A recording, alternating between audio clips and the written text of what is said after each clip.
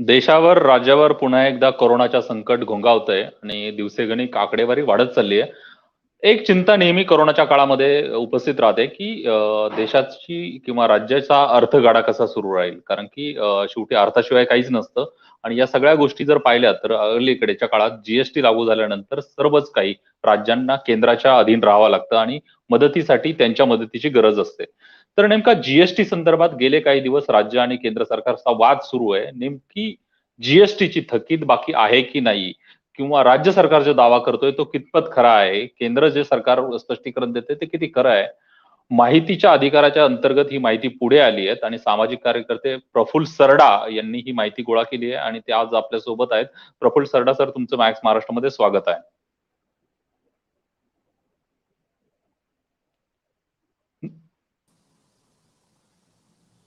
Praful सरडा sir यांचं या सगळ्या विषयामध्ये माहिती आहे. प्रफुल्ल सरडा सर, माहितीच्या अधिकारांतर्गत जी माहिती मिळाली आहे ती नेमकी जी संदर्भात काय आहे? तिची पार्श्वभूमी काय होती? काय सांगाल त्याच्याबद्दल?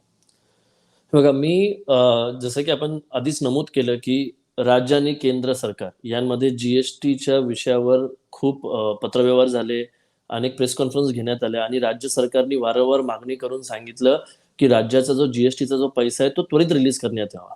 परंतु हे कोविडमुळे असो किंवा अजून काही कारणामुळे, पॉलिटिकल रायव्हलरीमुळे कदाचित ते झालं नसावं. आणि ज्यावेळी मी माहिती मागितली केंद्र सरकारकडून, फायनान्स डिव्हिजनकडून, तर त्यांचं सांगणं होतं की 8/11/2021 या तारखेपर्यंत 6,723 कोटी बाकी आहेत. आणि त्यानंतर ज्यावेळी मी सेम माहिती अधिकारात अर्ज करून जी माहिती मी राज्य शासनाकडे मागितली, तर त्यामध्ये मला जी माहिती देण्यात आली त्यांचं नाव आहे आर के पैठक, सॉरी आर एम रायथक, हे स्टेट पब्लिक इन्फॉर्मेशन ऑफिसर आहे. त्यांचं असं म्हणणं आहे की 25,481 कोटी रुपये बाकी आहेत आणि ही जी तारीख आहे ती 8/11/2021 पर्यंत आहे. म्हणजे ह्याचा अर्थ काय की राज्य सरकार जे आकडे सांगते ते 25,000 कोटीचे आहेत आणि जे केंद्र सरकार जे सांगते ते 6,000 कोटीचे आहे, 6,700 कोटी आहेत. आणि आपण जर वारंवार जर बघितलं तर महाराष्ट्राचे उपमुख्यमंत्री अजित पवार, मुख्यमंत्री उद्धवजी ठाकरे आणि इतर नेते त्यांनी वारंवार सांगितलं की तुम्ही जी आहे ती राज्याची जीएसटीची जी आकडेवारी ती जवळपास 30,000 कोटी, 32,000 कोटी, 36,000 कोटी अशी आकडेवारी समोर आली होती. म्हणजे ही जी आकडेवारी आहे ती कुठे ना कुठेतरी मॅच होते. म्हणजे जवळपास 25,000 कोटी आणि 30,000 कोटी ही जी आकडेवारी आहे कुठे ना कुठेतरी ती मॅच होते. परंतु केंद्र सरकारचं म्हणणं आहे की 6,000 कोटी शिल्लक आहे. ह्याचा अर्थ चौपट तर फरक नाही यायला पाहिजे. तुमची जर जीएसटीची रक्कम, जी सेटलमेंटचा जो पिरियड असेल तो कदाचित एखाद महिना पुढे मागे असू शकतो, त्यामुळे ते अमाऊंट डिफर करू शकते. पण चौपट अमाऊंट डिफर करणं ह्याचा अर्थ जरूर दाल में कुछ काला है. निर्मला सीतारामन जी या एक वेगळ्याच फायनान्स मिनिस्टर आहेत. ह्यांनी ह्याच्या आधी सुद्धा महाराष्ट्रासोबत भेदभाव केलेला आहे. त्यामध्ये आपल्याच संदर्भातनं आपण महाराष्ट्र पुढे आणलं होतं की मेडिकल कॉलेज संदर्भात जे फंड जे अलॉटमेंट झालं होतं त्यामध्ये कशी तफावत होतोय, त्यांना किती कॉलेज मिळाले आणि महाराष्ट्राला किती मिळत आहेत, आणि त्यामध्ये जो पैसा जे अलॉटमेंट झालंय त्यामध्ये पण खूप तफावत होती. मग त्याचाच हा प्रकार जो आहे तो निर्मला सीतारामन जी वारंवार करतायत आणि त्यातलं हे प्राईम एक्झाम्पल जे ते आज राज्य सरकारने आरटीआय मध्ये माहिती देऊन हे क्लिअर करून टाकलं की चौपट जी आहे ती तफावत आहे. आणि मला वाटतं की कोविड सारख्या या आज जी जी आज परत थर्ड वेव्ह जी थोडी वाढत चाललेली आहे, जवळपास महाराष्ट्रात म्हणण्यापेक्षा किंवा मुंबईत जवळपास एक 10,000 केसेस रोज येत आहेत, तर यासाठी या पैशाची मदत होऊ शकते. हे जे जीएसटीचे पैसे जर त्यांनी त्वरित रिलीज केले तर कुठे ना कुठेतरी महाराष्ट्राला हातभार लागेल आणि मेडिकल संदर्भातल्या ज्या काही फॅसिलिटी आहेत त्या आपण त्वरित उपलब्ध करून देऊ शकू. निश्चितपणे ही जी माहिती आहे खरंच धक्कादायक आहे आणि ही कुठेतरी पब्लिक डोमेनमध्ये येत नाहीये. त्यामुळे लोकांना स्पष्टता काही येत नाही. प्रफुल्लजी, अशी एक माहिती मिळते की ही कुठे पब्लिक डोमेनमध्ये आली नाही. जागतिक वर्ल्ड हेल्थ ऑर्गनायझेशन WHO ने देखील काही प्रमाणात आर्थिक मदत केली होती. तर ती मदत नेमकी काय आहे आणि ही सरकारने आतापर्यंत दडून का ठेवली होती? मी तुम्हाला सांगतो काय विषय हा. तुम्ही खूप चांगला मुद्दा उपस्थित केला. आपण हां. एका आपण जगासमोर सांगतो की आम्ही 5 ट्रिलियन इकॉनॉमीच्या दिशेने पुढे जातोय किंवा देशाची अर्थव्यवस्था जी आहे ती खूप सुरळीत चालू आहे आणि कोविड सारख्या गोष्टींचा काही फरक झालेला नाहीये किंवा त्यांनी खूप काही फरक पडत नाहीये. आमची जीएसटीची जो कलेक्शन आहे तो जवळपास 1.5-2 लाख कोटीपर्यंत जातोय आणि तो रेकॉर्ड स्तरावर आहे. मग मला एक सांगा, गेल्या वर्षी ज्यावेळी कोविड आलं त्यावेळी निर्मला सीतारामनजींनी एक पॅकेज अनाऊन्स केलं, त्यामध्ये 20 लाख कोटीचं पॅकेज होतं. हे अख्ख्या जगापुढे, अख्ख्या भारतापुढे. नंतर त्या पुढे आल्या, त्या म्हटल्या की मी 35,000 कोटीचं एक व्हॅक्सिनेशनसाठी पॅकेज अनाऊन्स करतोय. त्यांनी त्यानंतर मध्यंतरी परत येऊन त्यांनी म्हटलं की मी 25,000 कोटीचा वेगळा पॅकेज देतोय. त्यांनी असे जवळपास पॅकेज अनाउन्समेंट करता करता हा जो 20 लाख कोटीचा जो पॅकेज होता तो जवळपास 25-30 लाख कोटीच्या घरात तो आणून ठेवला. आणि लोकांना वाटलं की कुठेतरी भारत हा खरंच आर्थिकदृष्ट्या हा जो सक्षम झालेला देश आहे आणि कोविडचा यावर काही इम्पॅक्ट होत नाहीये, म्हणून निर्मला सीतारामन जी असे पॅकेज अनाऊन्स करतायत.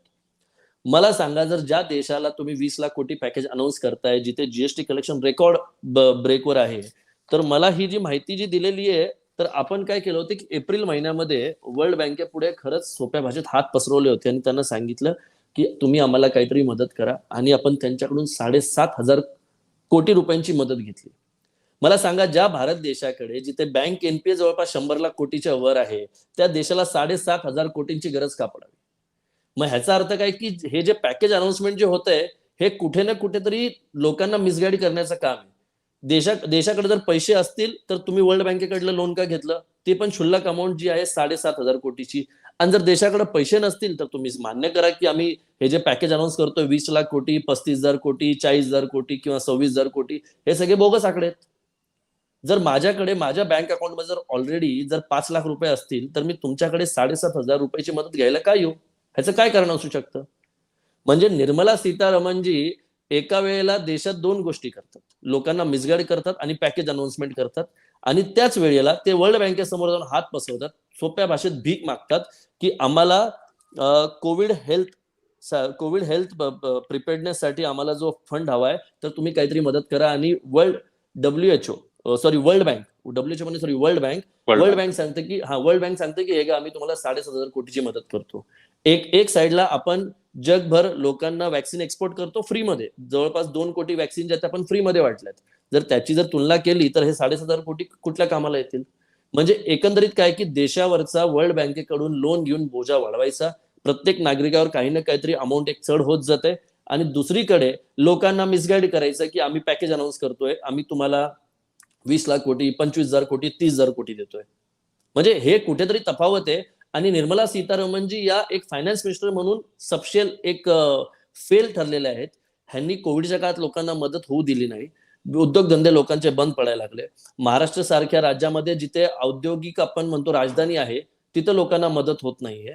कुठल्याही देशात कुठेही गेले तरी शेवटी परिस्थिती तीच आहे. लोकांना आज कामधंद्याने लोकांचे जॉब चाललेत. इन्फ्रास्ट्रक्चर म्हणा, ऑटोमोबाईल्स म्हणा, कुठल्याही क्षेत्रात लोकांना काम मिळत नाहीये, तिथं प्रगती होत नाहीये. आणि आपण वर्ल्ड बँकेकडनं लोन घेतोय आणि इथं पॅकेज अनाऊन्स करतोय. हा कुठेतरी जो दुटप्पीपणा जो आहे निर्मला सीतारामनजीचा, तो त्यांनी थांबवला पाहिजे. लोकांच्या पुढे, जगापुढे सत्य आणलं पाहिजे. जर तुमच्याकडे पैसे असतील तर वर्ल्ड बँकेकडनं लोन घ्यायचं बंद करा. जर नसेल तर सरळ समोर सांगा की आमच्याकडे पैसे नाही म्हणून आम्ही वर्ल्ड बँकेकडनं लोन घेतोय. बरोबर आहे. म्हणजे अत्यंत गंभीर गोष्टी आहेत आणि याकडे जनतेच्या पुढे येत नाहीत सर. कोविडच्या 3ऱ्या लाटेचं संकट आपल्या समोर आहे आणि या निमित्ताने पुन्हा एकदा जर मोठ्या संख्या प्रमाणात जर रुग्णांची वाढली तर कदाचित आरोग्य व्यवस्थेवरती ताण निर्माण होऊ शकतो. मागील काळात तुम्ही महाविद्यालया संदर्भात देखील काही माहिती काढली होती की काही म्हणजे बिगर भाजप शासित राज्य आहेत त्यांच्यावरती एक प्रकारे दुजाभाव केला जातोय असंही स्पष्ट आलं होतं. या जीएसटीच्या निमित्ताने बिन या गोष्टी आता दिसतायत की केंद्राचा दावा आणि राज्याचा दावा हा वेगळा दिसतोय याच्यामध्ये. सर काय नेमके तुम्हाला काय वाटतं की ही जीएसटीची जी परअवलंबित्व झालंय जे केंद्र सरकारवरती, आणि केंद्र सरकार आपण आता एक माहिती आली होती की कराच्या रूपाने जी मोठी रक्कम दिली केंद्र सरकारला, त्यामध्ये महाराष्ट्राचा सर्वाधिक वाटा आहे. म्हणजे जवळपास 30% जास्त, 38% वगैरे अशी काहीतरी फिगर आली होती. तर कशा पद्धतीने हे गोष्ट समन्वयाने रिझॉल्व्ह केली पाहिजे, तुम्हाला काय वाटतं? बघा, माझं असं म्हणणं आहे की महाराष्ट्र हा औद्योगिक दृष्ट्या जो आहे तो प्रगत राज्य आहे. इथे आपण सर्वात जास्त डेव्हलपमेंट विकास मॉडेल जो आपण म्हणतो, जो चांगला योग्य विकास मॉडेल आहे, तो आता नाही गेल्या अनेक वर्षापासून आहे. सहकारातून उत्कर्षाकडे या आपण अनेक गोष्टी आपण योग्य तऱ्हेने राबवलेल्या आहेत. मॅक्सिमम जी सगळी इन्व्हेस्टमेंट येते ती मुंबईकडे बघून येते, कारण मुंबई एक आर्थिक राजधानी आहे देशाची. होतंय काय की जे राज्य तुम्हाला जास्त देऊ शकते, सेंट्रल केटीमध्ये टॅक्सच्या रूपाने तुम्ही 38% म्हटले तर तो 39% काहीतरी आकडा येतो, तो तेवढा जवळपास आकडा आहे, तो मदत करतो. पण हे लोक काय करतात की जो राज्य तुम्हाला जास्त टॅक्स देतोय त्याला तर फार ओरबडून घ्यायचं, आणि बाकी इतर जे राज्य जे काही कॉन्ट्रीब्युट करत नाही, त्यामध्ये युपी आहे, बिहार आहे, तर त्यांना भरभरून द्यायचं. परंतु एवढे वर्ष मदत करून देखील त्यांची परिस्थिती सुधारली आहे का? त्यामध्ये गुजरातचा स्टेक किती हो मला सांगा. आपण म्हणतो की गुजरातचा विकास मॉडेल आहे, गुजरातचा विकास मॉडेल आहे. मग गुजरातच्या विकास मॉडेलचं पर्सेंटेज किती आहे केंद्र सरकारच्या कॉन्ट्रीब्युशन मध्ये, टॅक्समध्ये? तो हार्डली काहीतरी 12-15% आहे. म्हणजे गुजरात मॉडेलपेक्षा पण महाराष्ट्राचा विकास मॉडेल हा जबरदस्त आहे आणि तो डबल आहे. मग केंद्र सरकारने समन्वय साधला तर पाहिजेच, परंतु त्यांनी आमच्याकडून धडे घेतले पाहिजेत, निर्मला सीतारामननी धडे घेतले पाहिजेत की नेमकं कसं काय एक जे आहे ते प्रत्येक राज्याला कोणाची फसवणूक न करता त्या राज्याला प्रत्येक गोष्टीमध्ये प्राधान्य दिलं पाहिजे. ज्या राज्यांना गरज आहे त्यांना तुम्ही मदत करा, त्यात काही दुमत नाही. परंतु जे राज्य ऑलरेडी एवढं टॅक्स भरतायत तर तुम्ही त्यांना अधिकाधिक सुविधा दिल्या पाहिजेत. तुम्ही कॉलेजेस देताना युपीला देणार, बिहारला देणार, महाराष्ट्राची काही चूक आहे? आम्ही तर टॅक्स भरतो, म्हणजे इथल्या जनतेने फक्त काय आयुष्यभर टॅक्सच भरावा का? जे तुम्ही हायवे तयार करता ते तुम्ही सगळे युपी बिहार त्या साईडला तयार करता. आता जे नवीन जो उत्तर प्रदेश म्हणला ते दिल्लीचा जो हायवे जो जोडला गेलाय तो तिकडे झाला. का बरं तुम्ही महाराष्ट्रात करत नाही? बुलेट ट्रेनचे प्रकल्प आहेत, त्याला तुम्ही फंड अलॉटमेंट होऊ देत नाही. त्याला तुम्ही म्हणता की आधी तो फक्त महाराष्ट्र ते गुजरातच करू. का बरं? आम्ही का महाराष्ट्रात ते दिल्ली जाऊ शकत नाही? तर या गोष्टी आहेत ना ह्यांनी थांबवल्या पाहिजेत. ह्यांनी प्रत्येक राज्याची एक जी कॅपॅसिटी आहे डेव्हलपमेंटची ती बघून त्यांना फंड अलोकेशन दिले पाहिजेत. जीएसटीचे पैसे कुठले ह्याचे थकू नये. बरं झालं तुम्ही तो जीएसटीचा मुद्दा उचलला. आता मला एक सांगा, गुजरात आहे, तर गुजरात सारखा राज्याचा ह्यांचा जो जीएसटी आहे तो जवळपास 3,145 कोटी बॅलन्स आहे. मग महाराष्ट्राचा ह्यांनी 6,700 कोटी का ठेवला बरं? उत्तर प्रदेश जे सर्वात मोठं राज्य आहे त्यांचे 3,000 कोटी आहे. म्हणजे काय आहे की जो राज्य ह्यांना सर्वात जास्त टॅक्स आणि जीएसटी देतो त्यांचे पैसे थकबाकी ठेवायचे. ज्या राज्यांना जे ह्यांचे जवळचे लाडके राज्य आहेत त्या राज्यांना तुम्ही वाईट टाकायचं आणि तिथल्याच फक्त लोकांच्याकडनं कररूपी पैसे घ्यायचे. हा एकतर्फी जो अजेंडा जो चालू आहे हा कुठे ना कुठेतरी थांबला पाहिजे. शेवटी ज्यावेळी आपण म्हणतो की ते जे पंतप्रधान आहेत ते भारताचे आहेत, ज्या वित्त मंत्री आहेत त्या भारताच्या आहेत, तर त्यांनी दुजाभाव करू नये, राज्यांमध्ये दुजाभाव करू नये. महाराष्ट्राला योग्य तो न्याय, योग्य तो दर्जा आणि योग्य तो फॅसिलिटी ह्यांनी दिला पाहिजेत.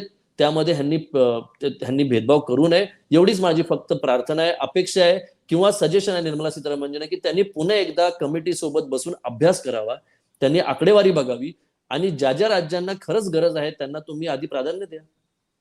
एवढंच माझं म्हणणं आहे. बरोबर. सर, अलीकडच्या काळात पाहिलंय की विरोधी पक्षनेते देवेंद्र फडणवीस आहेत, त्यांच्यासह महाविकास आघाडीच्या सरकारवर सातत्याने ते टीका करत असतात. आताच नुकतंच विधिमंडळाचं अधिवेशन पार पडलं, तिथेही त्यांनी अनेक गोष्टींवरती भाष्य केलं.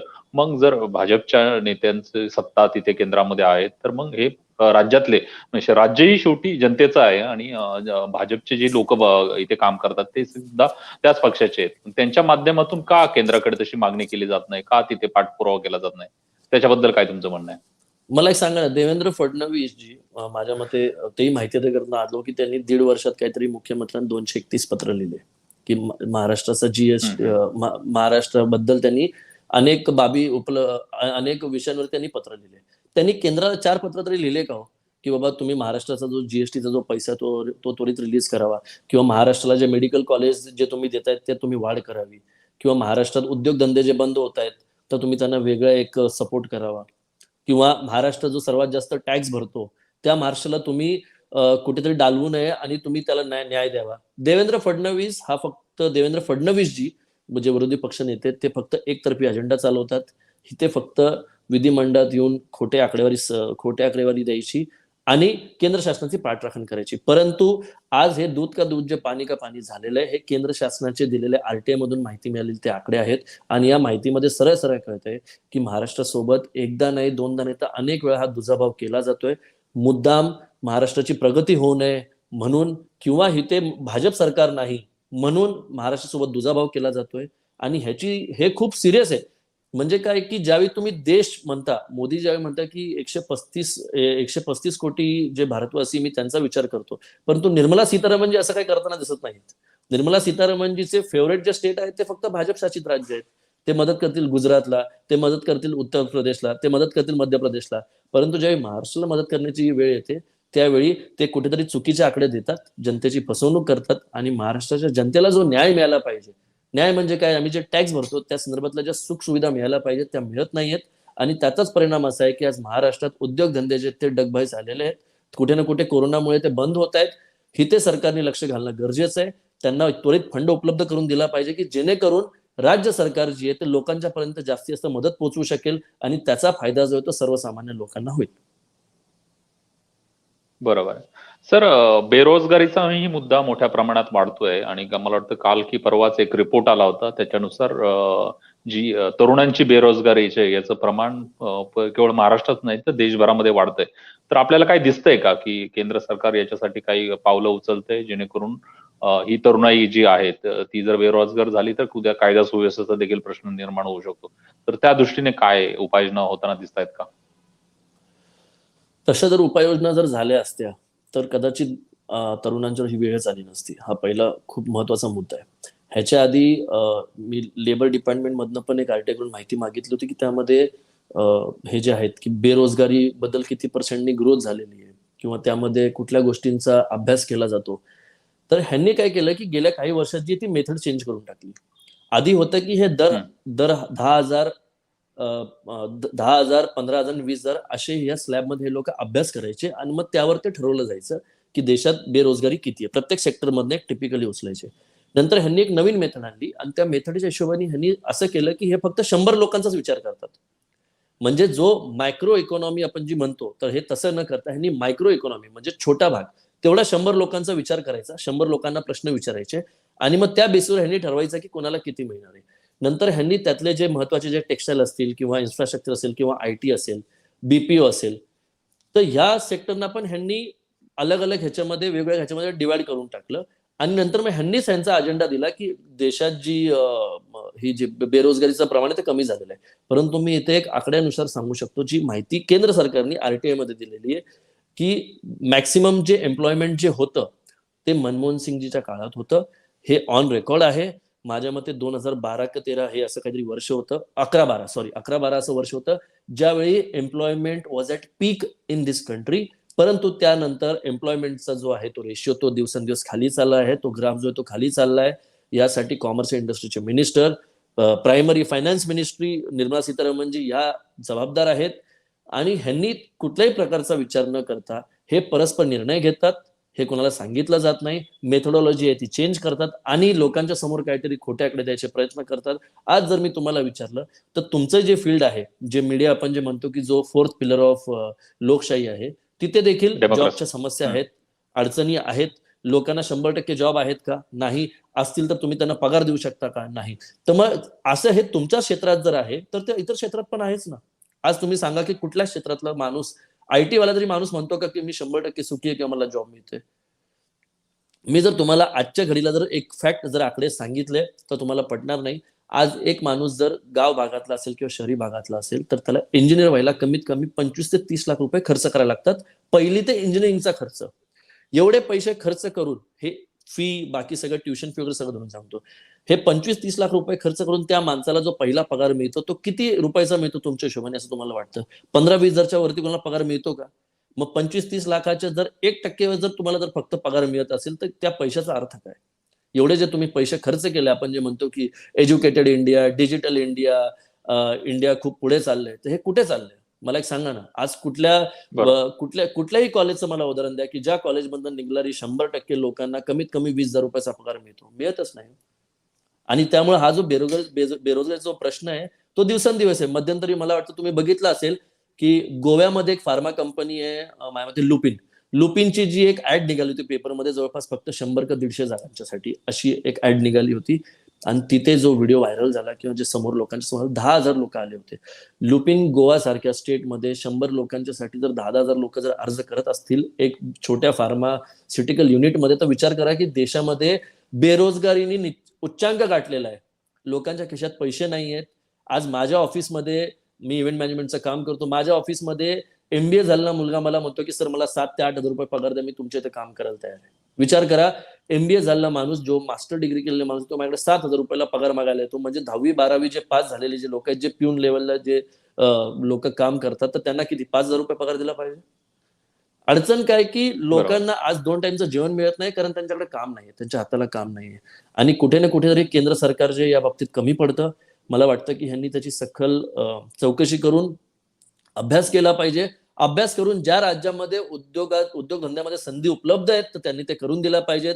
महाराष्ट्रासारख्या राज्यामध्ये अनेक लोकांना आपण सामावून घेतो, त्यांना कामधंद्यावर ठेवतो. तर ही परिस्थिती फक्त महाराष्ट्रावर अतिरिक्त बोजा न टाकता उत्तर प्रदेश, बिहार, गुजरातचा जो विकासचा मॉडेल आहे, तर हा जर विकासचा मॉडेल गुजरातचा जर असा असेल, तर मला नाही वाटत की अख्ख्या देशाला त्या गुजरातच्या विकास मॉडेलची गरज आहे. कारण तुम्ही जर लोकांना कामच नाही देऊ शकत, तर त्या मॉडेलचा उपयोग काय मला सांगा. कर्नाटक सारख्या राज्यामध्ये जिथं बीजेपी बरोबर. शासित राज्य आहे, का बरं तिथं लोकांना तुम्ही जॉब उपलब्ध करून देऊ शकत नाही.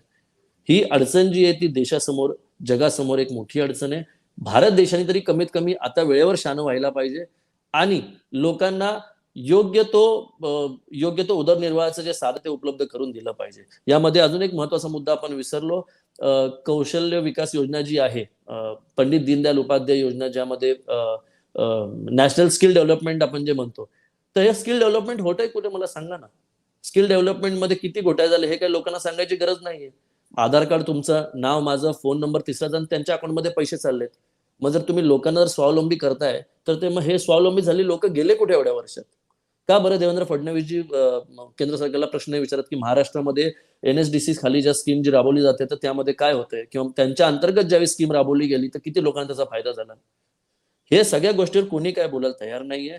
शेवटी प्रश्न आहे तो सामान्य माणसाचा आहे, तुमच्या आणि माझ्यासारख्या मिडल क्लास लोकांचा आहे, की आपणच या गोष्टींच्याकडे लक्ष देत नाही. कारण का, तर आपल्याला 2 वेळचं जेवण महत्वाचं आहे, आपल्या घरच्या मुलांचा शिक्षण महत्वाचं आहे, आणि या गोष्टी ज्या आहेत त्या वारंवार घडतील. मला वाटतं की यामध्ये कुठे ना कुठेतरी एक जबाबदारीने घेतलं पाहिजे आणि एक महाराष्ट्रचा जो विकासाचा जो मॉडेल आहे तो देशभर राबवला पाहिजे. बरोबर. सर, या महत्वाच्या गोष्टी होत्या खरंच. मेनस्ट्रीम मीडियामधून कदाचित ह्या गोष्टींना वाचा फुटू शकत नाही, पण मॅक्स महाराष्ट्र कमिटेड आहेत आणि सातत्याने जनहिताच्या ज्या गोष्टी आहेत त्या जनतेपर्यंत पोहोचवणं हे आमचं कर्तव्य आहे. त्याच भावनेतून प्रफुल्ल सारडासारखे सामाजिक कार्यकर्ते पुढे येऊन ही माहिती मिळवतात आणि ती आम्ही तुमच्यापर्यंत पोहोचवतो. वास्तविक पाहता भारताने संघराज्य व्यवस्था स्वीकारलेली आहे, त्यामुळे राज्य ही केंद्राचा अंगीकृत असा भाग आहे आणि केंद्राची जी उत्तरदायित्व आहे ते राज्यांप्रती आहे. त्यामुळे जरी आर्थिक अधिकार जरी केंद्राकडे असेल तर त्यांना वेळच्या वेळी मदत करणं आणि त्यांची विकासामध्ये एक प्रकारे चालना देणं हे केंद्र सरकारचं कर्तव्य आहे. याचं भान केंद्र सरकार असणं गरजेचं आहे. याच भावनेतून भारतीय संविधान चिराई होऊ अशी देखील या व्यासपीठावरून आम्ही मागणी करतोय आणि भविष्यातही अनेक अशा पद्धतीचे प्रश्न आहेत ते मॅक्स महाराष्ट्रावरती चर्चिले जातील. त्याचं विश्लेषण करून सत्य लोकांपर्यंत पोहोचवण्यासाठी आम्ही कमिटेड आहोत. मी तुर्तास इथेच थांबतो. आपण पाहत राहा मॅक्स महाराष्ट्र. धन्यवाद.